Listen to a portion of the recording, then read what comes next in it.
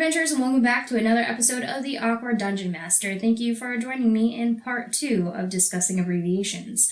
This week we are going to cover some of the more common abbreviations that you will hear while you are actually playing Dungeons & Dragons. So, first off, HP, hit points. Pretty straightforward. That's basically your life, no dying, moving along. AC, kind of related to your hit points, because it defines whether or not people can hit you. It's your armor class. So, armor class high, always a good thing, unless, we're talking back in the days of advanced Dungeons & Dragons, which was super weird because your AC could be negative, and that was good. But I digress. Really, that's a thing I say a lot these days. I digress. It's fine. So, hit points and armor class, things that you are going to discuss pretty frequently when you are playing Dungeons & Dragons. When you're leveling up, though, you will occasionally run into a term that is ASI. So, ASI is an automatic stat increase. So, at certain levels, you can add 2 points to your stats. You can keep them together or divide them up, or you can take a feat instead. But you will hear people talk about ASIs, which is an automatic stat increase at certain levels. If you are playing Dungeons & Dragons, you are going to hear people talk about your PC or player character, while the characters that your Dungeon Master is running are going to be called NPCs or non-player characters. So, hopefully that clarifies some of that for you guys. And then also when you're in combat, you will hear some casters talk about things called AoEs, which are area of effects. That's basically any spell that affects an area instead of a target.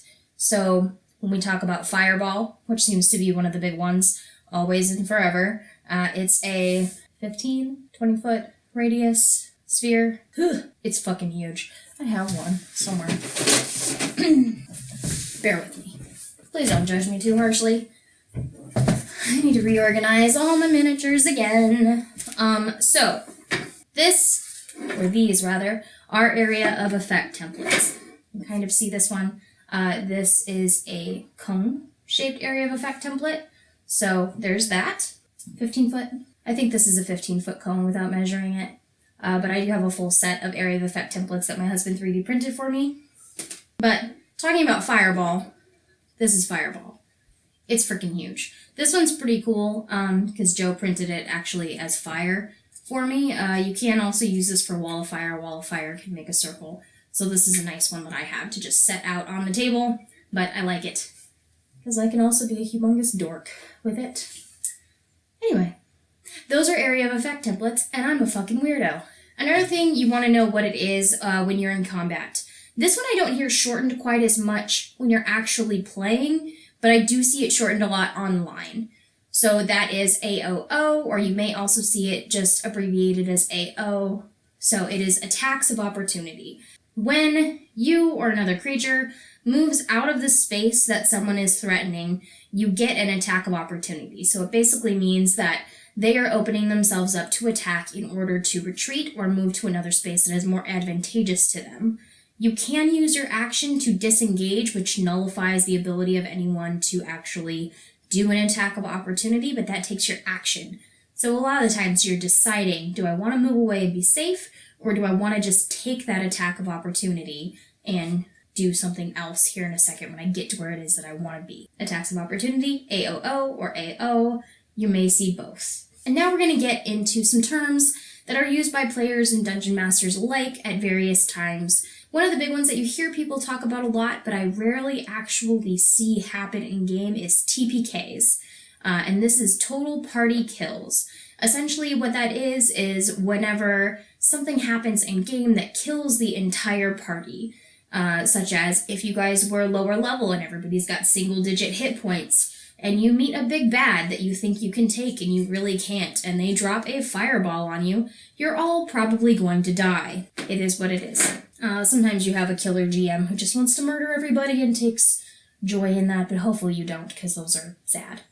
But TPK, total party kills, can be really funny or depressing, depending on your situation.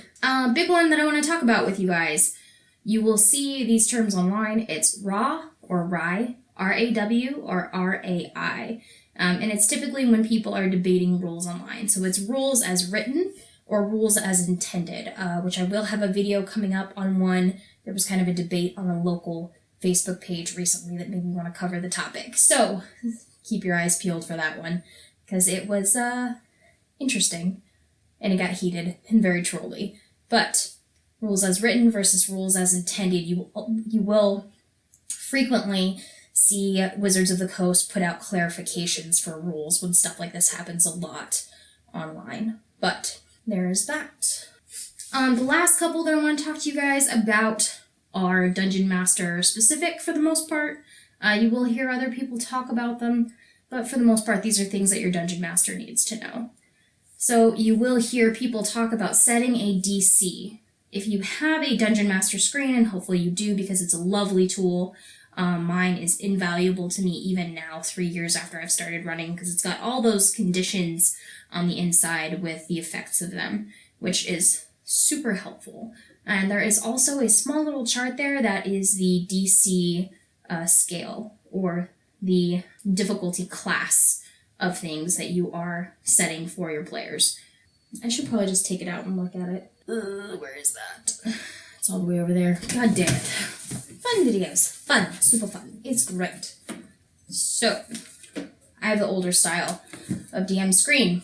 Difficulty class, 5 is very easy, 10 is easy, 15 moderate, 20 hard, 25 very hard, and 30 nearly impossible. So when your Dungeon Master asks you to roll a d20 for something, whether that be a perception check or a skill check, they are setting a DC, which is a difficulty class for whatever the task is that you are trying to complete. So, difficulty class, DC. You will also hear people talk about the CR of monsters, which is their challenge rating. This is typically set for an average party size of 4 players, and the challenge rating should equal their level. The last thing I want to talk to you guys about is APL, which stands for average party level. You are typically going to see this used in Adventures League play whenever a Dungeon Master needs to kind of set the difficulty or adjust it for an encounter. That is all I have for you guys this week. And until next time, keep it rolling, adventurers.